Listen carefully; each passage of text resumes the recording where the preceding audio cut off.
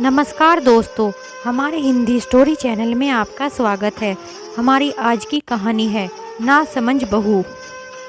माँ जी, आज खाने में कुछ अच्छी अच्छी सब्जियाँ बना लेना, क्योंकि आज मेरे घर से आने वाले हैं और सभी लोग यहीं पर आकर दोपहर का खाना खाएंगे, इसलिए खाने की तैयारी अभी से शुरू कर दो। मैंने आपको सभी काम समझा दिए हैं। सबसे पहले सुबह जल्दी उठ जाना और सुबह उठकर घर की साफ सफाई अच्छे से कर देना। देखो तो सभी दरवाजे और खिड़कियां कितने गंदे हुए पड़े हैं। ऐसा लगता है जैसे कोई भूत बंगला हो। इन सभी दरवाजे और खिड़कियों की डस्टिंग कर देना। जब साफ सफाई का काम खत्म हो जाए तो खाने की तैयारी में जुट जाना। और हाँ, खाना कुछ अच्छा बनना चाहिए, इस बात का खास ख्याल रखना। अरे माँ जी, मैं कब से आपको कुछ बोल रही हूँ, क्या आपने मेरी बातों को सुन लिया है या बस आपका ध्यान कहीं और ही है? अब जाइए जल्दी से और अपने हाथों को जल्दी जल्दी से चलाइए। कितना सारा काम पड़ा हुआ है। इस तरह से कछुए की चाल में मत चलो, थोड़ा जल्दी करो। अगर ऐसे काम करोगी तो कैसे काम चलेगा? थोड़ी सी फुर्ती तो दिखाओ। और सभी तैयारियां इस तरह करना कि सभी लोग देखते रह जाएं और किसी भी तरह की कोई कमी नहीं रहनी चाहिए। अरे बहू, तुम चिंता क्यों करती हो? मैं किसी भी तरह की कोई कमी नहीं रहने दूंगी। और वैसे भी तुम्हारे घर वाले तो चौथी बार हमारे घर आ रहे हैं और तुम्हें तो पता है कि मुझे मेहमानों को खिलाने पिलाने का कितना ज़्यादा शौक है। मैं ऐसा खाना बनाऊंगी कि वह सभी अपनी उंगलियां चाटते रह जाएंगे। थोड़ा सोचने के बाद उर्मिला जी बोली, अरे रागनी बेटी, एक बात तो बताओ, अगर मैं रसोई को संभाल लूँगी तो क्या तुम साफ सफाई का काम देख लोगी? इससे काम भी जल्दी हो जाएगा और तुम्हें तो पता है कि मुझे जल्दी जल्दी काम नहीं होता और दो दो काम में मैं कैसे करूँगी। इसलिए मैं रसोई को संभाल लूँगी और तुम साफ सफाई का काम देख लेना। इससे काम भी जल्दी हो जाएगा और हमें आराम करने का समय भी मिल जाएगा। फिर दोनों बैठकर कोई और काम कर सकते हैं। अरे माँ जी, मैं तो आपको रात को ही बता दिया था कि मुझे तो अच्छे से तैयार होना है और इसके लिए मुझे पार्लर जाना पड़ेगा। देखो तो मेरी कैसी हालत हो गई है। इसलिए मैं तो साफ साफ बता देती हूँ, मुझे साफ सफाई का काम बिल्कुल भी नहीं होगा। और अपने मुंह को पिचकाते हुए रागनी ने काम करने से साफ साफ मना कर दिया। और मुझे तो अपने बालों की ट्रिमिंग भी करानी है। अगर घर की साफ सफाई में लग गई तो मैं कैसे अपने बालों की ट्रिमिंग करा पाऊंगी? और आप क्या चाहती हैं कि मैं घर के कामों में ही उलझी रहूं? और वैसे भी रोज मैं घर के कामों को करती हूँ। अगर कभी कभी आपने कामों को कर लिया तो आप कौन सा घिस जाएंगी? जब भी आपके ऊपर थोड़ा बहुत काम डाल देती हूँ, आप तो मुझे एहसान दिखाने से पीछे ही नहीं हटती। अरे बेटी, यह कैसी बातें कर रही हो? मैंने तो तुम्हें इसलिए कह दिया था क्योंकि तुम्हारे घर वाले थोड़ी देर बाद आने ही वाले हैं। इसलिए मैंने सोचा कि उनके आने से पहले खाना भी बन जाए और साफ सफाई भी हो जाए। लेकिन कोई बात नहीं, मैं सारा काम करने की कोशिश करती हूँ, तुम गुस्सा मत हो। पास में बैठा हुआ उर्मिला जी का बेटा अमित कहता है, अरे रागनी, माँ तो रोज ही घर के सभी कामों को करने में तुम्हारी मदद करती है और तुम माँ की उम्र का तो ख्याल किया करो। इस उम्र में क्या वह इतना काम कर सकती है? कुछ तो सोचो उनके बारे में। और वैसे भी तुम्हारे घर वाले ही तो आ रहे हैं, तो पार्लर कभी फिर चले जाना। माँ अकेले इतना सारा खाना कैसे बनाएगी? और अगर माँ ने खाना बना भी लिया तो साफ सफाई तो बिल्कुल भी नहीं कर पाएगी। और अगर इतना सारा काम करके माँ बीमार पड़ गई तो बहुत मुश्किल हो जाएगी।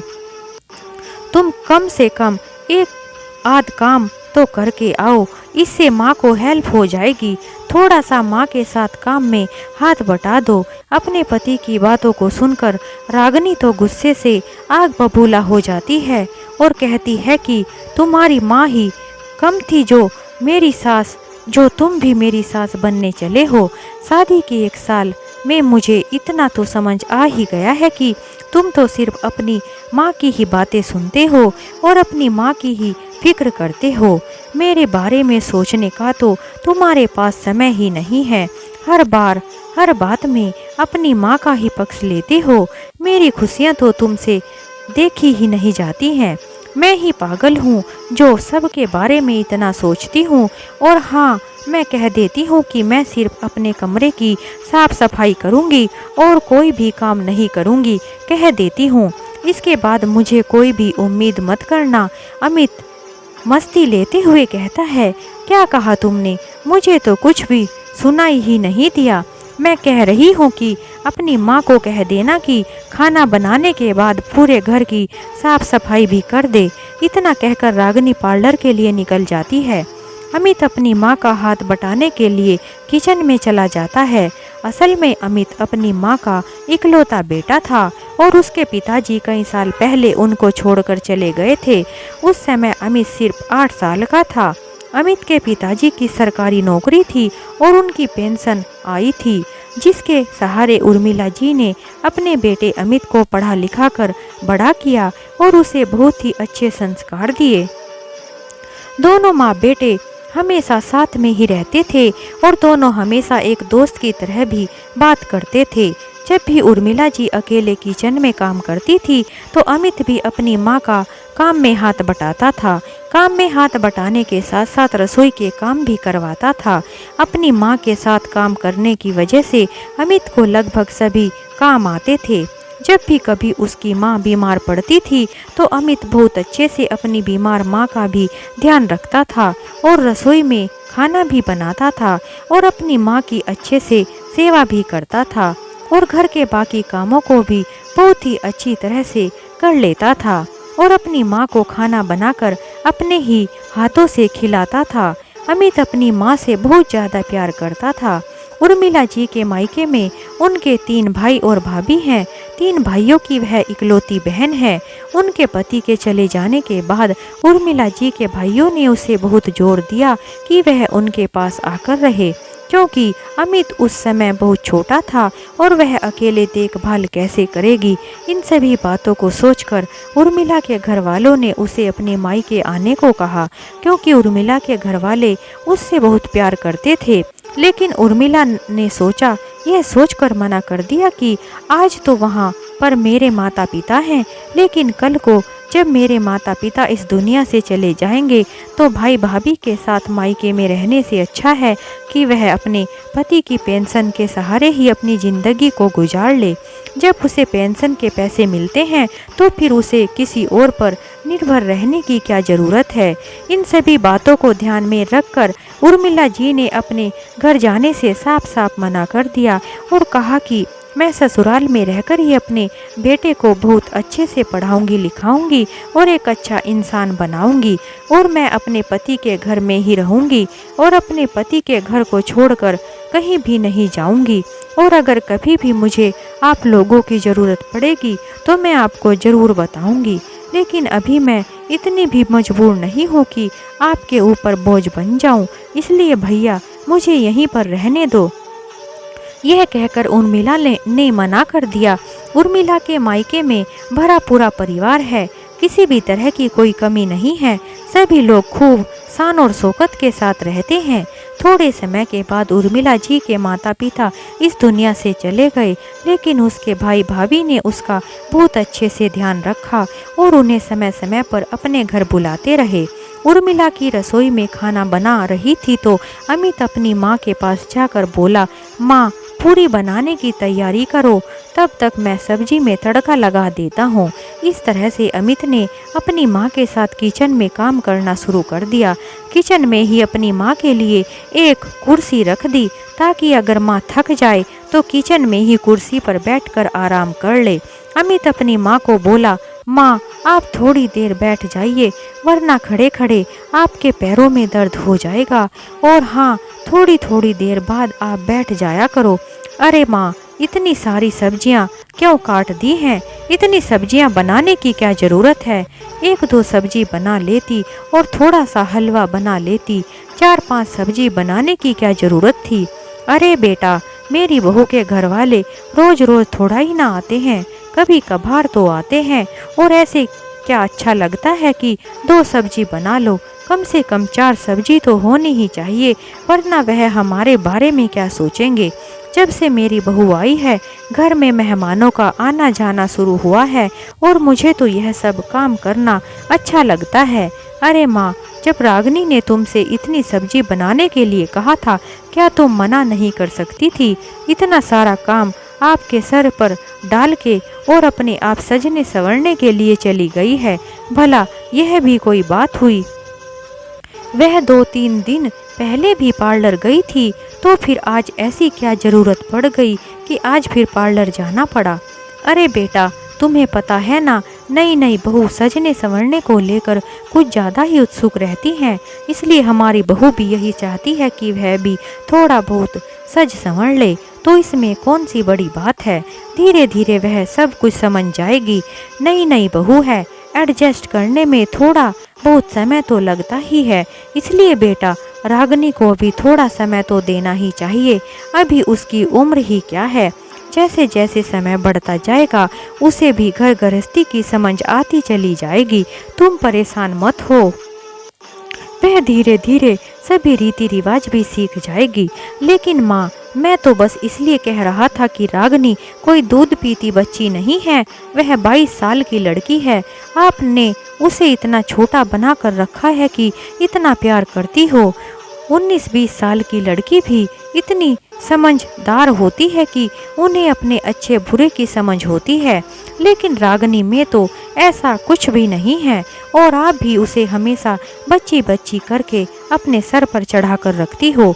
और ऐसा ना हो कि एक दिन वह आपके सर पर ही ना चढ़ जाए। इसलिए माँ, मैं आपको बार बार सावधान कर रहा हूँ। उसे भी काम करने का मौका दिया करो, उसे भी काम बताया करो, और थोड़ी बहुत जिम्मेदारियों को उसके ऊपर भी डाल दो। क्या वह पूरी जिंदगी ऐसे ही रहेगी? और आप क्या पूरी जिंदगी काम को करती रहोगी? आप काम करते करते थकती नहीं हो क्या? अब बहू घर में आ गई है, तो अब आप आराम से घर में रहो, अपनी सेवा का मौका दो, और बस इतना काम करो जितना आपसे बन पड़े। जबरदस्ती कामों को करने की ज़रूरत नहीं है, और उसको नादान बताकर उसकी मनमर्जी करने में तुम उसकी सहायता कर रही हो। यह बात बिल्कुल भी सही नहीं है। अरे बेटा, तुम भी पता नहीं क्या क्या बोले जा रहे हो। ऐसा कुछ भी नहीं है। छोटी सी बात को लेकर कितने नाराज हो रहे हो। ठीक है, अगर तुम कहते हो तो मैं उसे समझा दूंगी। बस और लेक्चर मत दो, बहुत हो गया, अब मुझे काम करने दो। इतना कहकर उर्मिला जी बातों को ख़त्म करती है। बातों ही बातों में पता भी नहीं चला कि कब खाना बन गया। खाना बनने के बाद सारे खाने को डाइनिंग टेबल पर लगा दिया, और फिर उर्मिला जी बोली, अब मैं जल्दी जल्दी से घर की साफ सफाई कर देती हूँ, क्योंकि अब उन लोगों के आने का समय हो गया है। उनके सामने साफ सफाई करूँगी तो अच्छा नहीं लगेगा। इस समय रागिनी का भी फ़ोन आ जाता है। हेलो अमित, मेरे मम्मी पापा पहुंचने ही वाले हैं, तुम जल्दी से आकर मुझे पार्लर से ले जाओ। अगर मैं ऑटो करके आऊँगी तो बहुत समय लग जाएगा। ठीक है रागिनी, मैं तुम्हें लेने के लिए आ रहा हूँ, तुम मुझे पार्लर के बाहर ही मिल जाना। रागिनी के घर पर आते ही उसके मायके वाले भी आ जाते हैं। उसके घर के सभी लोग एक साथ आए हैं। उसके मम्मी पापा, भाई भाभी, चाचा चाची, ताऊ ताई और उनके बच्चे भी आए हैं। सभी लोगों से रागिनी बहुत ही प्यार के साथ मिलती है, और फिर सभी सोफे पर बैठ जाते हैं। सभी लोग रागिनी के साथ बहुत ही प्यार से बातें करते हैं। मेहमानों को देखकर उर्मिला जी भी मेहमानों से मिलने के लिए खुशी खुशी गेस्ट रूम में जाती है। उर्मिला जी जाकर सबको राम नमस्ते करती है, और उन सभी की राजी खुशी पूछती है। और राजी खुशी पूछने के बाद जब वह सोफे पर बैठने लगती है, तभी रागिनी कहती है, अरे माँ जी, बाद में बैठना, पहले आप सभी के लिए कुछ ड्रिंक लेकर आ जाइए। देखो तो सभी कितनी दूर से आए हैं, और साथ में ही चाय नाश्ते का भी इंतजाम कर देना, और उसके बाद खाना लगाने की भी तैयारी कर देना। उर्मिला जी रागिनी की बातों को सुनकर वहां से उठकर सभी के लिए कुछ ड्रिंक लेने के लिए चली गई। रागिनी के माता पिता उर्मिला जी को एक थाल पकड़ाते हुए कहते हैं, लीजिए समधन जी, यह कुछ सामान हम शगुन के लिए लाए हैं और इसमें एक निमंत्रण पत्र भी है।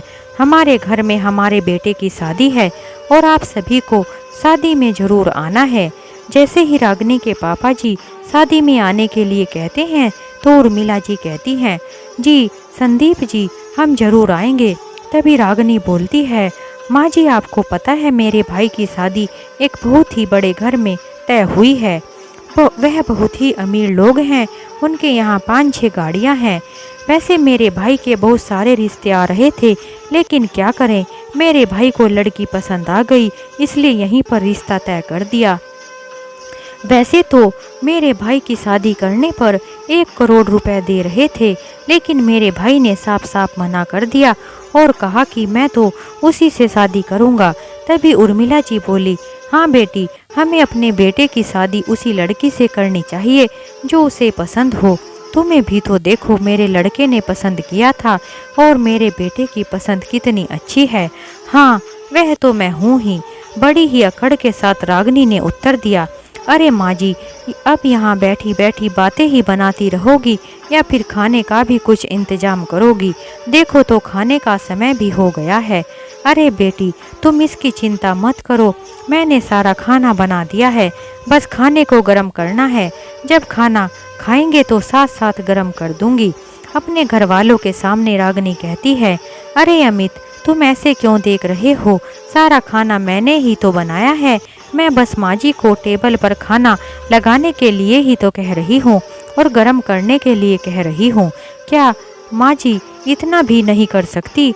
जब वह इस तरह से बोलती है तो अमित और रागिनी के घर वाले उसकी तरफ ऐसे देखते हैं जैसे उन्होंने पता नहीं क्या सुन लिया हो, क्योंकि रागिनी ने अपने घर में तो कभी भी रसोई में चाय तक नहीं बनाई थी, फिर आज उसने इतना सारा खाना कैसे बना लिया। सभी यही सोचकर बड़ी हैरानी से उसकी तरफ देख रहे थे और उसकी भाभी भी उसकी तरफ बड़ी हैरानी से देख रही थी कि घर में आकर कभी कभार उसकी हेल्प की ज़रूरत पड़ती थी तो वह साफ साफ मना करके अपने कमरे में चली जाती थी। यह बात कुछ उसकी भाभीयों को हजम नहीं हो रही थी। ससुराल में आते ही उसने एकदम से इतना सारा काम कैसे सीख लिया, यह कैसे हो सकता है? यह सब देखने के लिए रागिनी की भाभी उठकर रसोई में चली जाती है उर्मिला जी की मदद करने के लिए और वह जाकर उर्मिला जी को कहती है, अरे आंटी जी आप कितना काम कर रही हैं, लाइए मैं आपकी मदद कर देती हूँ। अरे नहीं नहीं बेटी तुम रहने दो, तुम जाकर खाना खाओ। नहीं आंटी जी हम सभी साथ में खाना खाएंगे। खाना खाते हुए रागिनी का भाई रागिनी को कहता है, मुझे नहीं लगता कि यह इतना स्वादिष्ट खाना रागिनी ने बनाया होगा। वह तो 1 कप चाय भी नहीं बना पाती थी। 1 कप चाय बनाने में ही वह 2 घंटे निकाल देती थी, तो फिर उसने इतना सारा खाना कैसे बना दिया? मुझे तो बिल्कुल भी नहीं लगता। इतना कहकर रागिनी का भाई जोर जोर से हंसने लगा। अपने साले साहब की बातों को सुनकर अमित बोला, अरे नहीं नहीं भाई साहब, यह स्वादिष्ट खाने का जादू मेरी माँ को आता है और यह सारा खाना मेरी माँ ने ही बनाया है। रागिनी ने तो बस खाने को हाथ लगाया है। अरे तो क्या हो गया, अगर रागिनी ने खाना नहीं बनाया तो मेरी माँ उसको सारा काम धीरे धीरे सिखा देगी और अगर रागिनी भी चाहे तो वह भी धीरे धीरे सीख जाएगी। आप बिल्कुल भी चिंता मत करो, भले ही रागिनी ने अपने घर पर कुछ ना किया हो, लेकिन ससुराल में आकर तो करना ही पड़ता है, इसमें कोई बड़ी बात नहीं है। क्यों रागिनी, मैं सही कह रहा हूँ ना? अमित की बातों को सुनकर उसके मम्मी पापा भी बहुत खुश होते हैं और इस बात से खुश होते हैं कि हमारी बेटी के ससुराल वाले कितने समझदार हैं। अब हमें किसी बात की कोई परेशानी नहीं है और सोचते हैं कि उनकी जगह कोई और होता तो 4 बातें सुना देता, लेकिन इन्हें देखो कितनी समझदारी से बातों को संभाल लिया है। लेकिन रागिनी को तो इस बात पर गुस्सा आ जाता है कि अमित ने खाने के बारे में सब कुछ बता दिया है और वह अमित पर गुस्सा करते हुए कहती है, आपको क्या ज़रूरत थी सब कुछ बताने की? क्या आप थोड़े समय के लिए चुप नहीं रह सकते थे? आपको मेरी बेइज्जती करने में मज़ा आता है क्या? क्यों, मैंने क्या गलत कर दिया है? गलत नहीं किया तो और क्या किया? क्या तुम झूठ नहीं बोल सकते थे और सभी से यह कह देते कि सारा खाना रागिनी ने ही बनाया है, ना कि तुम्हारी माँ ने? रागिनी की भाभी उर्मिला जी को कहती है, चलिए आंटी जी, आप भी हमारे साथ खाना खा लीजिए, मैं सब लोगों को खाना परोस दूंगी। रागिनी की भाभी के कहने पर उर्मिला जी टेबल पर बैठकर सबके साथ खाना खाने लगती है। खाना खाने के बाद सभी लोग अपने घर के लिए निकल जाते हैं। समय कैसे बीत गया पता ही नहीं चला। समय यूं ही गुजर रहा था। रागिनी के भाई की शादी की तारीख भी नजदीक आ रही थी। रागिनी अपने भाई की शादी की तैयारी में जुट गई और खरीदारी करने लगी। एक दिन रागिनी अपनी सास को सुनाते हुए कहती है, माँ जी, आपको पता है मेरी माँ ने मेरी होने वाली भाभी के लिए बहुत ही महंगी महंगी ज्वेलरी खरीदी है। उन्होंने सोने की सभी चीज बहुत ही अच्छी बनवाई है और मेरे मम्मी पापा अपनी बहू के लिए बहुत ही खर्च कर रहे हैं। उसकी यह सभी बातें सुनकर अमित को गुस्सा आ जाता है। अरे रागिनी, वे अपनी बहू के लिए ही तो सब कुछ बनवा रहे हैं, हमें क्यों बता रही हो? और फिर तुम्हारे पास किस चीज की कमी है जो तुम हमें सुना रही हो? हमने भी तो तुम्हें बहुत सारे जेवर बनवा कर दिए हैं, क्या तुम्हें उनसे संतुष्टि नहीं है? हमने तो सब कुछ तुम्हारी ही पसंद का खरीदा था, सभी जेवर भी तुम्हारी पसंद के थे और सभी कपड़े भी तुम्हारी ही पसंद के खरीदे थे। फिर तुम आज यह सभी बातें हमें क्यों सुना रही हो? आखिर इन सब बातों को करने का क्या मतलब है? कभी तो कुछ सोच समझ कर बात किया करो। तुम हमेशा अपने मायके की ही बातें करती रहती हो। इस घर में जो कुछ भी है वह सब तुम्हारा ही तो है। तुम्हारे पास पहले से इतना सब कुछ था, लेकिन तुमने उसके बावजूद भी इतनी सारी खरीदारी की, लेकिन तुम्हें अभी भी संतुष्टि नहीं है। अपने भाई की शादी की शॉपिंग करते हुए तुमने कितने महंगे महंगे कपड़े खरीदे हैं। क्या मैं और माँ ने तुम्हें कुछ कहा? हमने तुम्हें किसी भी बात के लिए नहीं टोका, लेकिन तुम तो हर बात में हमें सुनाती ही रहती हो। मेरी माँ से तुम किस तरह से बातें करती हो, मुझे तुम्हारी यह आदत बिल्कुल भी अच्छी नहीं लगती। तुम अपनी यह आदत बदल दो।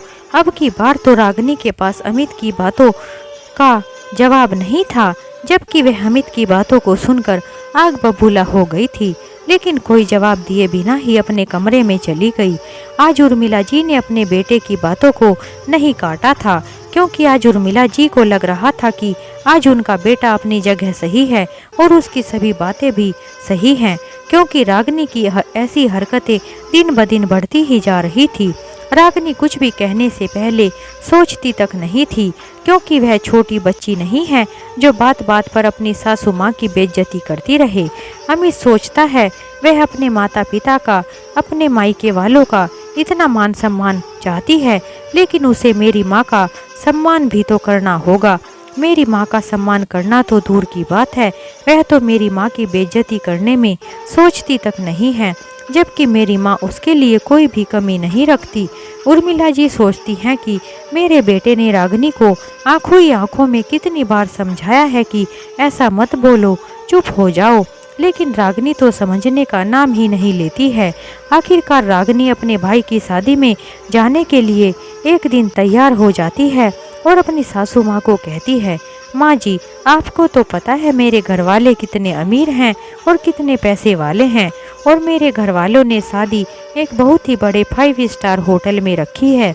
इसलिए मैं चाहती हूँ कि आप भी जब शादी में आओ तो कुछ अच्छे से कपड़े पहनकर आना, कोई फटीचर सी साड़ी पहनकर मत आ जाना, और जब मेरे मायके आओगी तो थोड़ा सा सज संवर कर आना, ऐसे ही मत आ जाना, वरना मेरे घर में मेरी नाक कट जाएगी। मेरी बात को ध्यान में रखना। अब तो उर्मिला जी को भी लगने लगा था कि उनकी बहू उनके चुप रहने का नाजायज फायदा उठा रही है। जब देखो उन्हें सुनाने का कोई बहाना नहीं छोड़ती है। उसे तो यह भी नहीं दिखता कि उसके साथ उसको कितना लाड प्यार करती है, लेकिन उसकी तो फरमाइश ही पूरी नहीं होती। उर्मिला जी अपनी बहू को बेटी से भी ज़्यादा प्यार करती थी। उन्हें पता है कि उनका छोटा सा परिवार है, उनकी बस यही तमन्ना थी कि उनकी बेटा बहू खुश रहें, और सोचती थी कि जब उनके घर में बहू आएगी तो वह उसको मायके की याद तक नहीं आने देगी, उसे इतना लाड प्यार देगी। लेकिन रागिनी तो अपने घर के गुणगान गाते ही थकती नहीं थी। वह तो हर समय अपने घर वालों के ही गुणगान गाती थी। पता नहीं कब रागिनी मेरा सम्मान करेगी और अपने घर का के रिश्ते को समझेगी और कब मुझे अपना समझेगी। ये सभी बातें उर्मिला जी के मन में चल रही थी। तभी अमित कहता है, माँ मुझे भी रागिनी के घर जाना होगा। रागिनी के भाई का फ़ोन आया था, उनको मेरी ज़रूरत है। वह मुझे आज ही वहाँ पर बुला रहे हैं। शादी वाले दिन मैं आपको लेने के लिए आ जाऊँगा। आप शादी में आने की तैयारी करके रखना। हाँ बेटा, तुम जाओ और जाकर उनकी मदद करो। यहाँ की चिंता मत करना, यहाँ सब कुछ मैं अच्छे से देख लूँगी। अमित अपनी ससुराल चला जाता है और वहाँ तैयारी करवाने में उनकी मदद करता है। रागिनी अमित को शादी की तैयारी में इतना उलझा देती है कि अमित को शादी वाले दिन अपनी माँ को लाने के लिए भी समय नहीं मिलता। जब थोड़ी देर के लिए अमित फ्री होता है तो वह रागिनी को कहता है कि मैं माँ को लाने के लिए जा रहा हूँ। तो रागिनी कहती है, अरे अमित, माँ को लाने की क्या ज़रूरत है? वैसे भी माँ जी यहाँ पर क्या करेंगी, और वह तो इतनी चल फिर कर थक जाएंगी। उन्हें वहीं पर रहने दो, अपने घर में आराम से रहेंगी। और अगर आना भी चाहती हैं तो अपने आप भी तो आ सकती हैं, क्योंकि रागिनी चाहती थी कि उसकी सास अपने आप ही आ जाए। और अमित को कहती है कि माँ जी क्या इतना चल फिर भी नहीं सकती? माँ जी कोई छोटी बच्ची थोड़ा ही ना है जो उन्हें लेने जाओगे। माँ जी टैक्सी पकड़कर भी आ सकती हैं। अरे कैसी बातें करती हो, हमारी अपनी गाड़ी होते हुए माँ भला टैक्सी से क्यों आएगी? मैं माँ को अपनी गाड़ी से लेकर आऊँगा। तभी रागिनी की माँ कमरे में दौड़ी दौड़ी आती है और कहती है, अरे अमित बेटा, यह देखो तो टेलर ने कौन से कपड़े भेज दिए हैं। जो कपड़े हमने अपने बेटे की शादी के लिए सिलने के लिए दिए थे, वह कपड़े यह नहीं हैं। यह तो किसी और के ही कपड़े हैं। क्या तुम इन्हें बदलने के लिए जा सकते हो? रागिनी का भाई भी कहीं बाहर गया हुआ है और उसके पापा जी भी घर पर नहीं हैं। तो बेटा क्या तुम यह काम कर सकते हो? हाँ माँ, क्यों नहीं, आप वह कपड़े मुझे दे दो, मैं अभी चला जाता हूँ। अमित मार्केट जाने पर रागिनी उर्मिला जी को फ़ोन करके कहती है, माँ जी आप अपने आप आ जाओ, अमित आपको लाने के लिए नहीं आएंगे। वह काम में बहुत बिजी हैं, इसलिए आप एक टैक्सी पकड़ कर आ जाओ। रागिनी के फ़ोन के बाद उर्मिला जी ने अपने बेटे को फ़ोन करने की कोशिश भी की, लेकिन उनका फ़ोन बिजी आ रहा था। उर्मिला जी टैक्सी पकड़कर अपनी बहू के घर पहुंच जाती है। पूरा घर मेहमानों से भरा हुआ था। रागिनी उनको देखकर कहती है, वह देखो मेरी सासू माँ आ गई। माँ जी थक गई होंगी क्योंकि वह बस से आई हैं। मैं तो कभी बस का सफ़र कर ही नहीं सकती, ना ही कभी किया है। मुझे तो हमेशा से गाड़ी में ही चलने की आदत है। माँ जी को तो पहले से ही बस में सफ़र करने की आदत है। अपनी बहू की बातों को सुनकर उर्मिला जी को समझ नहीं आ रहा था कि उनकी बहू उनकी तारीफ कर रही है या उनकी बुराई या उनके ऊपर व्यंग कस रही है। अपनी बहू का इस तरह से बात करना उर्मिला जी को बिल्कुल भी अच्छा नहीं लगा। जब रागिनी यह सभी बातें बोल रही थी तो अमित भी सभी बातें सुन लेता है और वह अपनी माँ के पास आकर कहता है, माँ मैंने आपको लेने आने ही वाला था और फिर आप बस से क्यों आई हो? तभी रागिनी कहती है, मैंने माँ जी को आने के लिए कहा है क्योंकि मुझे पता था कि तुम बहुत बिजी हो और माँ जी को लेने नहीं जा सकते। और वैसे भी अगर माँ बस से आ भी गई तो कौन सी बड़ी बात हो गई। तुम बहुत बिजी देखकर मैं तो यही सोचा था कि कहीं माँ जी शादी में ना आ पाएँ, इसलिए मैंने उनको बस में आने के लिए कह दिया था। उर्मिला जी रागिनी के कमरे में बुलाकर कहती हैं, अरे रागिनी बेटी, तुम अपना यह सेट लेकर नहीं आई थी। लो मैं तुम्हारा यह सेट लेकर आई हूँ, शादी में तुम इसे ही पहनना। और वैसे भी तुम इन सभी जेवरों को पहनकर बहुत ही सुंदर लगती हो। तभी रागिनी चिल्लाते हुए कहती है, अरे माँ जी क्या आप इसको बड़ा सेट कहती हो? मैं आपको अपनी भाभी के जेवर दिखाती हूँ। तभी रागिनी अपने फ़ोन में अपनी भाभी की सभी ज्वेलरी दिखाती है। यह देखो कितनी महंगी महंगी ज्वेलरी है और आप इस छोटे से हार को लेकर इतना खुश हो रही हो। रागिनी यह सभी बातें कुछ ज़्यादा ही जोर से बोल देती है। कमरे में बैठे हुए सभी लोग रागिनी की तरफ देखने लगते हैं। उर्मिला जी सभी लोगों के सामने अपने आप को शर्मिंदा महसूस करती हैं और सोचती हैं कि मैं कितने प्यार से अपनी बहू के लिए सेट लेकर आई थी, लेकिन मेरी बहू ने तो इसकी कदर ही नहीं की। यह सभी बातें सोचकर उर्मिला जी की आंखों में आंसू आ गए। अमित, अपनी माँ का ऐसा अपमान देखा ना गया और अमित को अपनी पत्नी पर बहुत गुस्सा आ रहा था, लेकिन वह मायके में उसका अपमान करना नहीं चाहता था। लेकिन वह चुपचाप से अपनी माँ को लेकर शादी को अधूरा छोड़कर अपने घर आ गया। उर्मिला जी ने बहुत मना किया, लेकिन अमित ने अपनी माँ की एक ना सुनी। कहने लगा, माँ अब बहुत हो गया है, रागिनी बात बात में आपका अपमान करती है, अब मुझसे बर्दाश्त नहीं होता। अब मैं यहाँ एक पल भी नहीं रुकूंगा, क्योंकि मुझे पता है कि जब तक शादी खत्म नहीं होगी रागिनी आपको अपमान करने का एक भी मौका नहीं छोड़ने वाली, जो मुझसे देखा नहीं जाएगा। जब अमित आधे रास्ते पर पहुंच जाता है तो रागिनी का फोन आता है। रागिनी बहुत ही हड़बड़ाहट में अमित से फ़ोन पर बात करती है और कहती है, अमित, बहुत बड़ी गड़बड़ हो गई है। माँ ने जो बहू के लिए जेवर बनवाए थे वह सभी जेवर जब पापा लेकर आ रहे थे तो एक बाइक पर कुछ चोरों ने हमला कर दिया और वह सभी जेवर छीन कर चले गए। हमारे घर में काफ़ी कोहराम मचा हुआ है। उन चोरों ने पापा जी को धक्का भी दे दिया था, जिसकी वजह से पापा जी को काफ़ी चोट भी लग गई है। अमित तो पहले से ही काफ़ी गुस्से में था और आज तो उसे रागिनी को सबक सिखाने का मौका मिल गया था। रागिनी को सुनाते हुए अमित कहता है, अगर चोरों ने तुम्हारे पापा को धक्का दे दिया है और चोर बैग को छीन कर भाग गए हैं तो इसमें मैं भला क्या कर सकता हूँ। वह तुम्हारे मम्मी पापा हैं, तुम देखो क्या करना है। मुझे इन सभी बातों से कोई लेना देना नहीं है। तुम्हारे माता पिता की इज्जत जाती है तो जाती रहे, इसमें मैं क्या कर सकता हूँ। मैं तो अपनी माँ को लेकर अपने घर के लिए निकल गया हूँ। अरे अमित, कैसी बातें कर रहे हो? क्या मेरे माँ बाप तुम्हारे माँ बाप जैसे नहीं हैं? मेरे माता पिता तुम्हें अपने बेटे से भी बढ़कर मानते हैं और तुम हो कि अपनी माँ को लेकर निकल गए हो और शादी भी अटेंड नहीं की। सही कह रही हो रागिनी, अगर तुम्हारे माँ बाप मुझे बेटे की तरह मानते हैं तो मेरी माँ भी तुम्हें अपनी बेटी की तरह ही मानती है, लेकिन तुम हो कि मेरी माँ की बेइज्जती करने में एक मौका भी नहीं छोड़ती हो, बल्कि तुमने तो कभी मेरी माँ की इज्जत की भी नहीं होगी। हर वक्त उनका अपमान करती रहती हो। आज भी सबके सामने तुमने उनका कितना अपमान किया है। क्या मेरी माँ तुम्हारे अपमान सहने के लिए ही बनी है? कोई मेरी माँ का अपमान नहीं कर सकता। मैंने अपनी माँ का अपमान करने का अधिकार किसी को भी नहीं दिया है, फिर चाहे वह तुम ही क्यों ना हो। समझी तुम?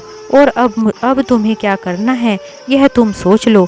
अमित की बातों को सुनकर रागिनी जोर जोर से रोने लगती है और कहती है कि मैंने तो सोचा था कि तुम मुसीबत में मेरा साथ दोगे, लेकिन तुम तो मुझे ही चार बातें सुनाने में लग गए हो। क्या अब तुम्हारा? मैंने तो हमेशा तुम्हारा साथ दिया है, तुम तो हमेशा ऐसे ही काम करती हो जिसकी वजह से मुझे हमेशा गुस्सा आ जाता है। हमेशा ही बचकानी हरकतें करती रहती हो, जबकि तुम्हारे पास किसी भी चीज़ की कोई कमी नहीं है, लेकिन फिर भी तुम मेरी माँ को नीचा दिखाने की कोशिश करती हो। उर्मिला जी अपने बेटे के हाथों से फ़ोन को लेकर कहती है, अरे अमित देखो तो मेरी बहू कितनी देर से रोए जा रही है और तुम हो कि उसे गुस्सा कर रहे हो। अच्छा बहू बताओ, आखिर तुम क्या चाहती हो हम दोनों से? हम तुम्हारे लिए क्या कर सकते हैं? मेरी मम्मी पापा कह रहे हैं कि उन्होंने अपनी सारी जमा पूंजी इन जेवरों को बनवाने में लगा दी है। अब वह दोबारा से गहने बनवा नहीं सकते। मेरे मम्मी पापा चाहते हैं कि मैं अपना जेवर अपनी भाभी को दे दूं, जिससे मेरे घर की इज्जत बच जाए। जैसे ही शादी हो जाएगी वह मेरी ज्वेलरी मुझे वापस कर देंगे, इससे मेरे घर की इज्जत भी बच जाएगी। रागिनी की बातों को सुनकर अमित कहता है, अरे रागिनी, तुम्हारे पास तो बहुत ही कम ज्वेलरी है और वह तो तुम्हारे घर के लायक ही नहीं है, तुम्हारी शान शौकत की नहीं है, इससे तुम्हारी बेइज्जती तो नहीं होगी। तुम ही तो हमेशा कहती थी कि यह भी कोई ज्वेलरी है, फिर भला इतनी सी ज्वेलरी से तुम अपने भाई की शादी कैसे कर सकते हो? इतने छोटे जेवर को देखकर लड़की वाले तुम्हारे घर वालों को ताना देंगे, और अगर सारी ज्वेलरी शादी में चढ़ाने के लिए दे दी तो तुम अपने भाई की शादी में क्या पहनोगी? क्या तुमने इस बारे में एक बार भी सोचा है? अरे आप इस बात की चिंता बिल्कुल भी मत करो, मैं कोई आर्टिफिशियल ज्वेलरी अपने भाई की शादी में पहन लूँगी, उसी से मेरा काम चल जाएगा। लेकिन कम से कम शादी में मेरे माँ बाप की इज्जत तो बनी रहेगी, मेरे माता पिता की इज्जत धूल मिट्टी में तो नहीं मिलेगी। अच्छा जी, अब तो तुम आर्टिफिशियल ज्वेलरी पहनने के लिए भी तैयार हो, लेकिन तुम तो मेरी माँ के सोने के दिए हुए गहने भी नहीं पहन रही थी, उन्हें भी बेकार बता रही थी और बहुत छोटे बता रही थी, तो फिर आर्टिफिशियल ज्वेलरी कैसे पहनोगी? उर्मिला जी अपनी बहू के साथ हमेशा ही बहुत अच्छा व्यवहार करती थी। रागिनी को अब अपनी बातों पर पछतावा हो रहा था, क्योंकि उसने कभी भी अपनी सासू माँ का सम्मान नहीं किया था। अगर वह सासू माँ का सम्मान करती तो आज रागिनी को यह दिन नहीं देखना पड़ता। जबकि अमित हमेशा ही रागिनी के माता पिता का सम्मान करता था। थोड़ी ही देर में बाहर से कुछ आवाज़ आती है और कहती है कि अरे अरे देखो, अमित जीजा जी और आंटी जी आ गई हैं। रागिनी यह आवाज़ सुनकर बाहर थोड़ी दौड़ी आती है। उन्हें देखकर रागिनी को लग रहा था कि जरूर कोई अच्छी बात हुई है, क्योंकि रागिनी के पापा जी की सारी टेंशन कहीं गायब हो गई थी और वह हंस रहे थे और हंसते हंसते कह रहे थे कि हमारे दामाद कितने अच्छे हैं, उन्होंने अपनी सारी ज्वेलरी को हमें दे दिया है और साथ ही उर्मिला जी ने अपने जेवर भी तुम्हारे पहनने के लिए दिए हैं। और उर्मिला जी कहने लगी, अरे भाई भला मेरी बहू आर्टिफिशियल ज्वेलरी क्यों पहनेगी? मैं कौन सा ज्वेलरी पहनकर कहीं जाऊंगी? रागिनी के तो भाई की शादी है, इसलिए वह सोने की ज्वेलरी ही पहनेगी। उसे तो अपने भाई की शादी में बन ठन कर रहना है। मेरी बहू आर्टिफिशियल ज्वेलरी पहने, मुझे यह बिल्कुल भी मंजूर नहीं है। मैं तो बूढ़ी हो गई हूँ, भला मुझे ज्वेलरी की क्या ज़रूरत है? लेकिन अमित ने पूरी शादी में रागिनी से बातें नहीं की। अब तो रागिनी का मिजाज भी कुछ बदला बदला सा लग रहा था। अब मुझे अपनी सास के प्रति कुछ अलग ही तरीके से व्यवहार कर रही थी। अब तो वह अपनी सासू माँ से बात करने के लिए अलग अलग मौके ढूंढ रही थी, लेकिन मौका नहीं मिल रहा था। रागिनी के भाई की शादी हो जाने के बाद जब उर्मिला जी अपने घर जाने लगी तो रागिनी सबके सामने अपनी सासू माँ का हाथ पकड़कर माफ़ी मांगने लगी और कहने लगी कि मुझे माफ़ कर दीजिए, मैंने अनजाने में आपसे पता नहीं क्या क्या बोल दिया है। मुझे नहीं पता मैं आपको कितना अपमान किया है। मैं बचपने में आकर आपको क्या कुछ नहीं कहा। अब अगर मैं उन बातों को सोचती हूँ तो मुझे अपने आप पर शर्म आती है और बहुत ही शर्मिंदगी महसूस होती है। आपने तो हमेशा ही बड़प्पन दिखाकर मेरी बेवकूफ़ियों को माफ़ किया है, लेकिन माँ जी अब मैं कोशिश करूँगी कि ऐसी गलती दोबारा ना करूँ, इसलिए आप मुझे माफ़ कर दीजिए। अब से मैं अपने आप में सुधार लाने की पूरी कोशिश करूँगी और आपको अपनी सासू माँ से माँ बनाऊँगी। अरे मैं तो बहुत ही भाग्यशाली हूँ जो मुझे आप जैसी सासू माँ मिली है। रागिनी की बातों को सुनकर उर्मिला जी रागिनी को अपनी बाहों में भर लेती हैं और उसे माफ़ कर देती हैं।